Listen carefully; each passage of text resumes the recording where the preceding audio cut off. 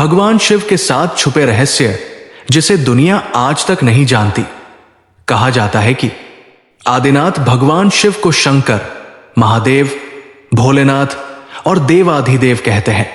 आओ जानते हैं उनके बारे में अनसुलझे और छुपे हुए 7 रहस्य। कितनी थी शिव की पत्नियां? यह रहस्य की बात है कि भगवान शंकर का विवाह सर्वप्रथम प्रजापति दक्ष की पुत्री सती से हुआ। फिर जब वे यज्ञ कुंड में कूदकर भस्म हो गई, तब उन्होंने दूसरा जन्म लिया और हिमवान की पुत्री पार्वती कहलाई। कहते हैं कि गंगा, काली और उमा भी शिव की पत्नियां थी। कितने हैं शिव के पुत्र? भगवान शिव ने पार्वती से विवाह करने के बाद कार्तिकेय नाम का एक पुत्र प्राप्त किया। गणेश तो माता पार्वती के उपटन से बने थे। सुकेश नामक एक अनाथ बालक को उन्होंने पाला था। जलंधर शिव के तेज से उत्पन्न हुआ था। अयप्पा शिव और मोहिनी के संयोग से जन्मे थे। भूमा उनके ललाट के पसीने की बूंद से जन्मे थे। अंधक और खुजा नामक 2 पुत्र और थे, जिसके बारे में ज्यादा उल्लेख नहीं मिलता है। शिव के कितने शिष्य? शिव के प्रमुख 7 शिष्य हैं, जिन्हें प्रारंभिक सप्तऋषि माना गया है।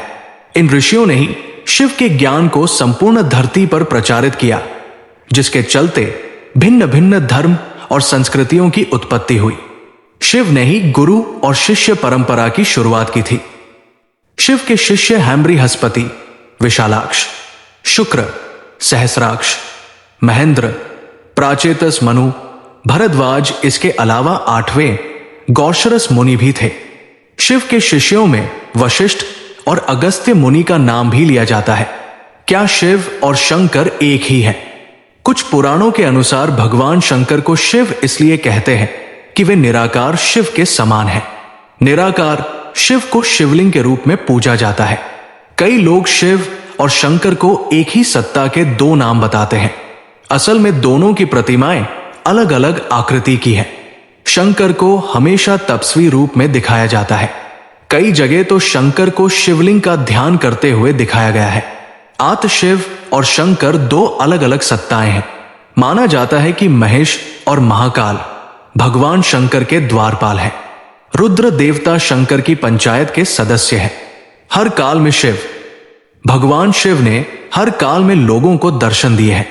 वे सतयुग में समुद्र मंथन के समय भी थे और त्रेता में राम के समय भी।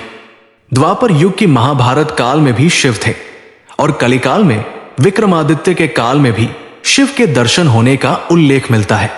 भविष्य पुराण के अनुसार राजा हर्षवर्धन को भगवान शिव ने मरुभूमि पर दर्शन दिए थे।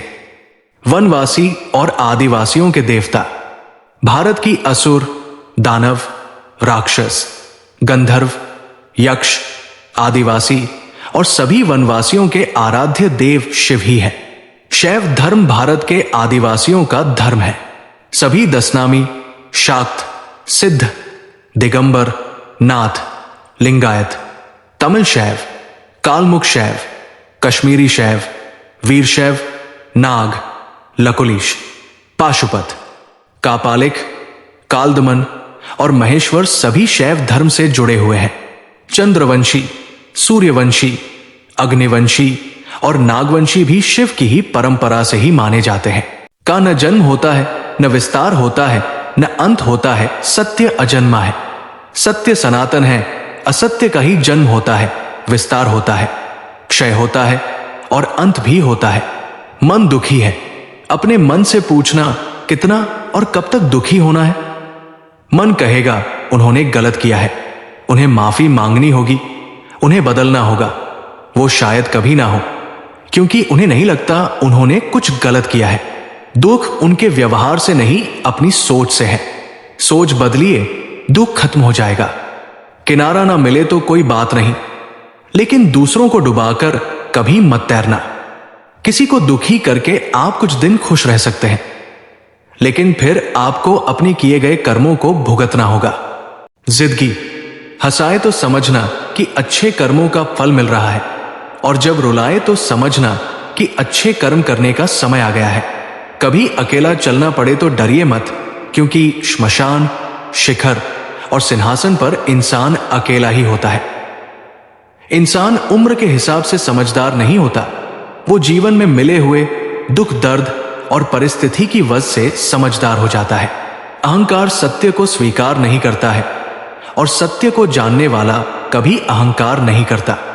सुख और दुख, ये पूरा जीवन दुखों से भरा हुआ है, इसीलिए लोग सुख की खोज करते हैं।